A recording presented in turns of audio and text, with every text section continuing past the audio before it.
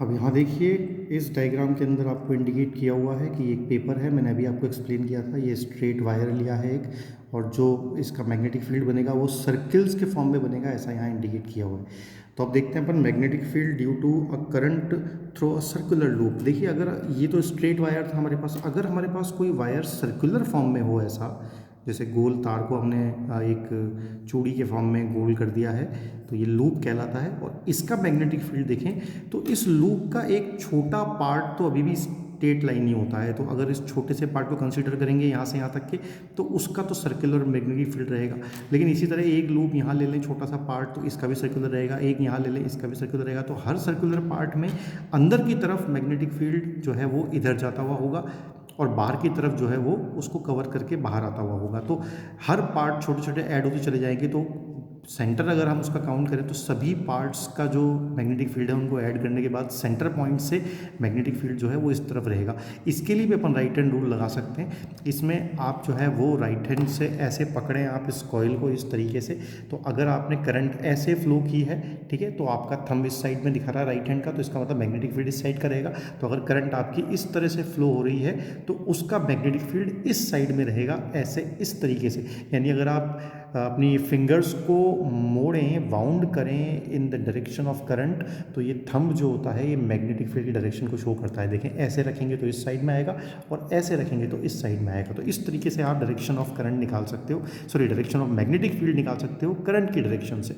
तो लूप में करंट किधर फ्लो हो रही है? अगर लूप में करंट ऐसे फ्लो हो रही है, इस साइड से आप देखेंगे लूप में करंट ऐसे फ्लो हो रही है, तो इसे अपन एंटी क्लॉकवाइज कहते हैं, तो बाहर की तरफ आता हुआ रहेगा। और अगर करंट ऐसे फ्लो हो रही है, इस साइड से देखेंगे आप, तो ये क्लॉकवाइज डायरेक्शन होती है, तो करंट अंदर जाता हुआ होगा। तो ऐसा इंडिकेशन यहाँ मिलता है। अब कुछ फैक्टर्स हैं जो अफेक्ट करते हैं मैग्नेटिक फील्ड को इस सर्कुलर लूप के लिए।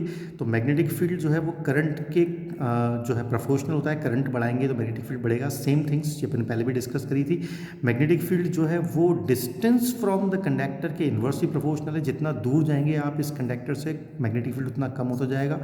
इसी तरह से मैग्नेटिक फील्ड यहाँ स्पेसिफिक आ गया, नंबर ऑफ टर्न्स के भी प्रोपोर्शनल होता है। यानी एक बार हमने ऐसा गोल बनाया है, एक और बना दें, एक और बना दें, एक और बना दें, एक और बना दें, तो ऐसे कई सारे लूप अगर हम डिज़ाइन कर दें तो मैग्नेटिक फील्ड उसी रेशो में बढ़ता चला जाएगा। क्योंकि एक लूप का मैग्नेटिक फील्ड आएगा, फिर एक और उसके पास लूप है उसका मैग्नेटिक फील्ड इधर आएगा, फिर एक और लूप है उसका आएगा। तो अगर आपने एक स्प्रिंग बना दी ऐसी, जिसे कि अपन सोलेनोइड बोलते हैं, कई सारे लूप उसमें होते हैं, तो कॉइल बना दी, तो उसका मैग्नेटिक फील्ड उस टर्म्स में और बढ़ जाएगा।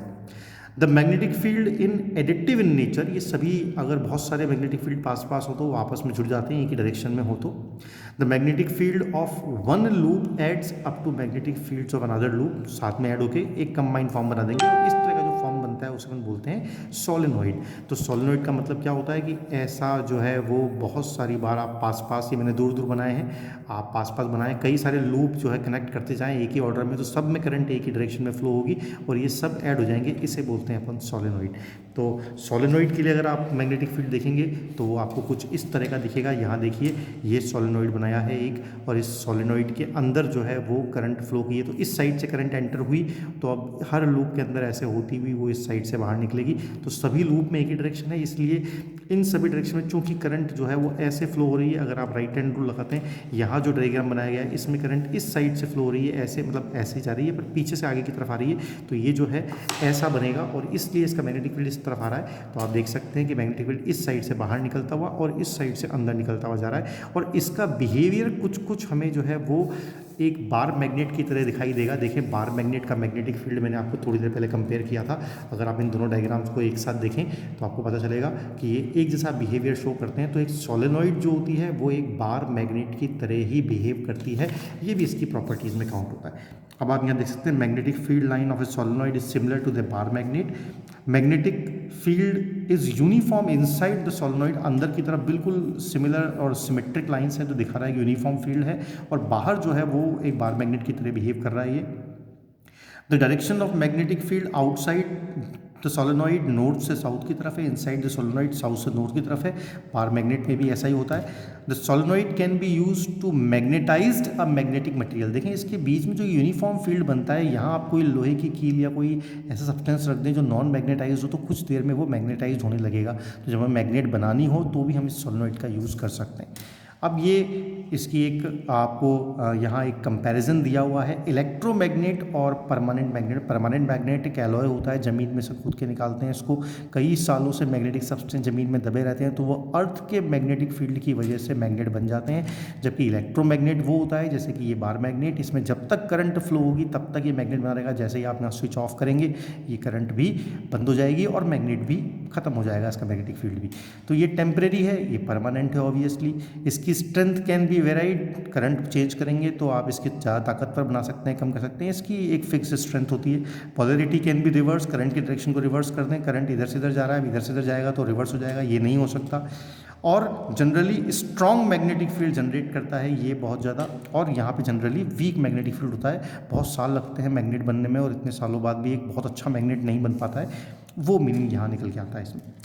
अब एक नया आर्टिकल आता है यहाँ पर जो कि हमें बताता है कि जब भी हम एक करंट कैरिंग वायर को, जिसमें करंट फ्लो हो रहा है, ये बोलते हैं करंट कैरिंग, तो ये केयर कर रहा है, करंट इसके अंदर से फ्लो हो रही है, ऐसे वायर को अगर किसी मैग्नेट के पास रखें तो मैग्नेट इस पर एक फोर्स लगाता है। ऑब्वियसली ये होना ही है क्योंकि करंट केयर हमारी खुद एक मैग्नेटिक फील्ड जनरेट करता है और यहाँ बार मैग्नेट का भी एक मैग्नेटिक फील्ड है, तो दोनों मैग्नेटिक फील्ड आपस में या तो इंटरेक्ट करेंगे या तो अट्रैक्शन या रिपल्शन।